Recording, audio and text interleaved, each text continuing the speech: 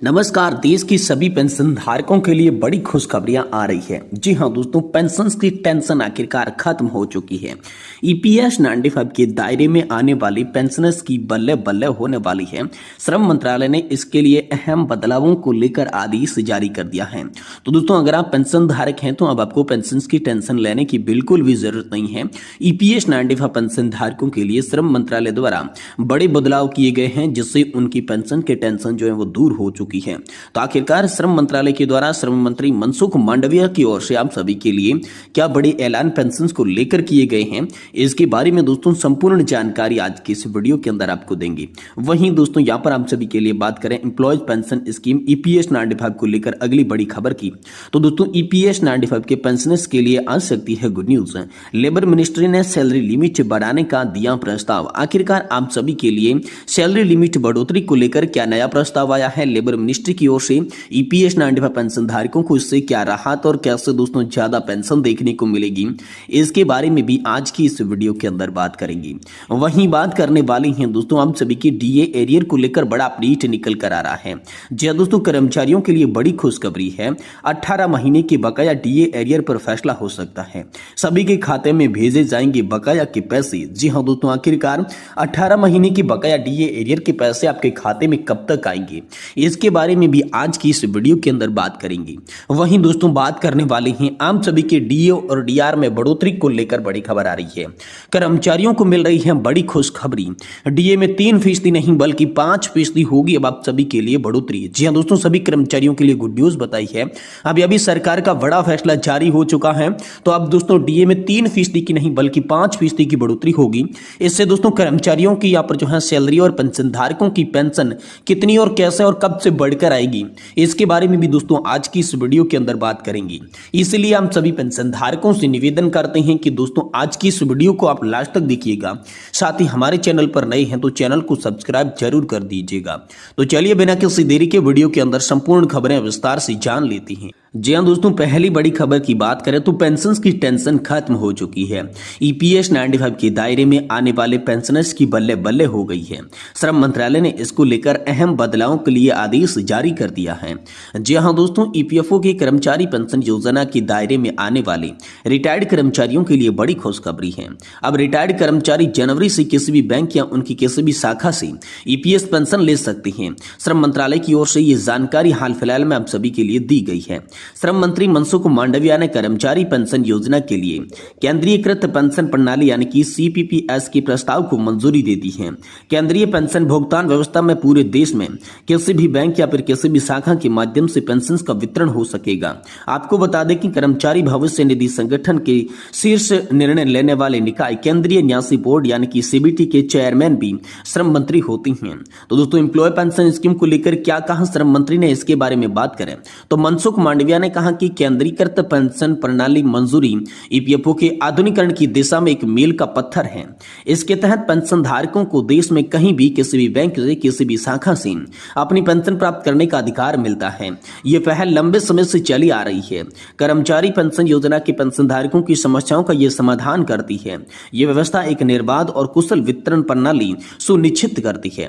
मनसुख मांडविया ने कहा कि ईपीएफओ को अपने सदस्यों और पेंशन धारकों की जरूरतों को बेहतर ढंग से पूरा करने के लिए अधिक मजबूती, उत्तरदायी और तकनीकी क्षमता से संगठन वाले हमारे प्रयासों की दिशा में एक महत्वपूर्ण कदम है। केंद्रीकृत पेंशन प्रणाली भुगतान ईपीएफओ के 78 लाख से अधिक ईपीएस 95 पेंशन धारकों को लाभान्वित होने की उम्मीद है। केंद्रीकृत पेंशन प्रणाली का भुगतान पीपीओएन के कार्यक्रम के द्वारा दूसरे कार्यालय में आप स्थानांतरित करने की जरूरत के बिना ही पूरे देश में कहीं से भी पेंशन का भुगतान ले सकती हैं। या उन सभी ईपीएस 95 पेंशन धारकों के लिए बड़ी राहत है जो रिटायरमेंट के बाद अपने गृह नगर चले जाते हैं। यह सुविधा 1 जनवरी 2025 से ईपीएफओ की चल रही सूचना प्रौद्योगिकी आधुनिक परियोजना केंद्रीकृत आईटी युक्त प्रणाली के हिस्से के रूप में शुरू कर दी जाएगी। और दोस्तों यहाँ पर जो है एम्प्लॉय पेंशन स्कीम के लिए एक अहम बदलाव भी किया गया है। मंत्रालय के मुताबिक नई मौजूद ईपीएस 95 पेंशन वितरण प्रक्रिया में बदलाव है, जिसके तहत कर्मचारी भविष्य निधि संगठन के प्रत्येक क्षेत्रीय और यहाँ पर जो है कार्यालय के तहत 3-4 बैंकों के साथ अलग अलग समझौते करने पड़ती हैं। इनमें कहा गया है कि अब ईपीएस 95 पेंशन भोगियों को पेंशन शुरू होने के समय सत्यापन की बैंक शाखा में जाने की भी जरूरत नहीं होगी। भुगतान जारी होने पर तुरंत आप सभी के खाते में जमा हो जाएगा।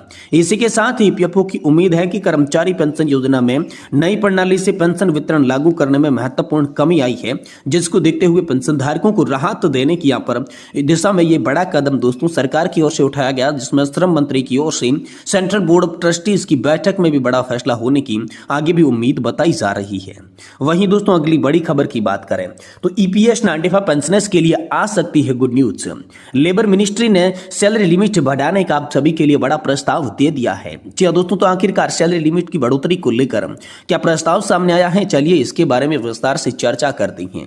कर्मचारी के मासिक वेतन और कर्मचारी पेंशन योजना के तहत मिलने वाली पेंशन को लेकर देश के लाखों पेंशन भोगियों और करोड़ों कर्मचारियों के लिए अच्छी खबर आ रही है। यह खबर ईपीएफओ के तहत ईपीएस 95 पेंशन फंड की वेतन सीमा बढ़ाने का है। हरी झंडी मिलने के बाद पीएफ और पेंशन दोनों का योगदान अब सभी के लिए बढ़ जाएगा।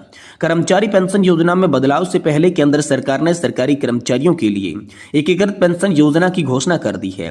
ऐसे में अब निजी क्षेत्र के कर्मचारियों के लिए अच्छी खबर सामने आ सकती है। तो आइए जानते हैं कि आखिरकार पूरा मामला क्या है। दोस्तों, मीडिया रिपोर्ट्स के मुताबिक वित्त मंत्रालय ईपीएस 95 पेंशन स्कीम के वेतन सीमा बढ़ाने का फैसला ले सकता है।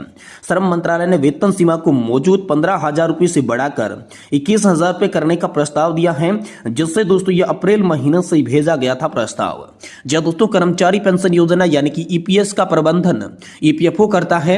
1 सितंबर 2014 से यानी एक दशक से ईपीएस 95 पेंशन के लिए वेतन सीमा 15,000 रुपए है।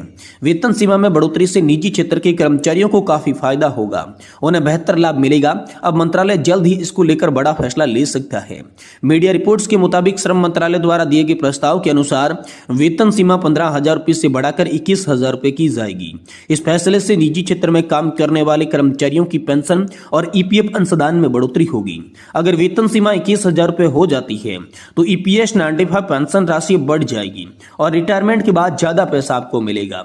इसके अलावा वेतन सीमा बढ़ाने से ज्यादा कर्मचारी इसके दायरे में आएंगे, साथ ही रिटायरमेंट के बाद उनका भी जो ज्यादा पैसा मिलेगा। दूसरी ओर कर्मचारी पेंशन योजना से जुड़े कर्मचारियों के लिए एक प्रतिनिधि मंडल ने यहां पर आप सभी के लिए आज ही कर्मचारी भविष्य निधि संगठन की वरिष्ठ अधिकारियों से मुलाकात की और न्यूनतम मासिक पेंशन 7,500 रुपए करने की लंबे समय से चली आ रही मांग को दोहराया। जहां दोस्तों ईपीएस 95 राष्ट्रीय आंदोलन समिति यानी कि एनएससी ने एक बयान में कहा कि उनके प्रतिनिधियों ने ईपीएफओ से ईपीएफ सदस्यों और उनके जीवन साथी को पूर्ण चिकित्सा कवरेज देने की मांग की है। समिति के अध्यक्ष अशोक रावत ने कहा कि हमें बैठक के लिए ईपीएफओ ने निमंत्रण मिला है। बैठक का उद्देश्य पेंशन भोगियों की लंबित मांगों का समाधान करना है। तो दोस्तों एम्प्लॉय पेंशन स्कीम में मनसुख मांडविया ने भी आश्वासन दिया था। उन्होंने कहा था कि ईपीएस 95 एनएफसी के सदस्य वर्तमान में औसत मासिक 1,450 रुपए की बजाय 7,500 रुपए मांग कर रहे हैं। इसको लेकर विरोध प्रदर्शन कर रहे हैं। राउत ने कहा कि पेंशन भोगी पिछले 8 वर्षों से ईपीएस 95 पेंशन में वृद्धि की मांग कर रही हैं, लेकिन सरकार उनकी जो मांगों पर ध्यान नहीं दे रही है। अगस्त की शुरुआत में श्रम और रोजगार मंत्री मनसुख मांडविया ने ईपीएस 95 एनएससी के प्रतिनिधियों को आश्वासन दिया था कि सरकार उनकी मांगों को पूरा करने के लिए आवश्यक कदम उठाएगी। कर्मचारी पेंशन योजना एनएससी के देश भर में लगभग 78 लाख सेवानिवृत्त पेंशन भोगियों और औद्योगिक क्षेत्र के 7.5 करोड़ कार्यरत कर्मचारियों का प्रतिनिधित्व करती है। और इसी कमेटी ने एक बार फिर से अब सभी की पेंशन बढ़ोतरी को लेकर श्रम मंत्री मनसुख मांडविया को दिए गए आश्वासन को याद दिलवाया और साथ ही 7,500 प्लस डीए की पेंशन के साथ पति और पत्नी को मुफ्त में स्वास्थ्य सेवाओं का कवरेज मिले, इसको लेकर एक बार आप सभी के लिए बड़ी मांग रख दी है। तो दोस्तों ये बड़ी खबर हाल फिलहाल में आप सभी पेंशन धारकों के लिए निकलकर सामने आ चुकी है। वीडियो पसंद आया तो इसे लाइक करें और दोस्तों चैनल को जरूर सब्सक्राइब कर लें।